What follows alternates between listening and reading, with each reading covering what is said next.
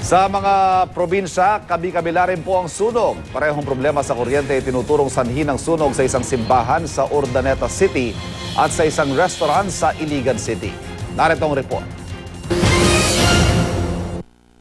Nasunog ang isang simbahan sa Urdaneta City, Pangasinan. Ayon sa ilang saksi, nagsimula ang sunog sa itaas sa bahagi ng Crossroads Baptist Church.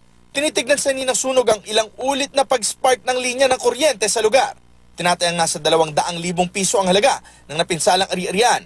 Wala naman tao sa loob ng simbahan na mangyari ang sunog. Nasunog din ang isang restaurant sa loob ng isang hotel sa Iligan City sa Isabela. Dahil sa maagap na pag-responde ng mga bumbero, wala pang isang oras tumagal ang sunog. Base sa inisyal na report ng Bureau of Fire Protection, faulty electrical wiring sa storage room ang pinagmulan ng apoy. Wala namang nasaktan o nasawi sa insidente. Kasalukuyan pang inaalam ng BFP kung magkano ang halaga ng pinsala ng sunog.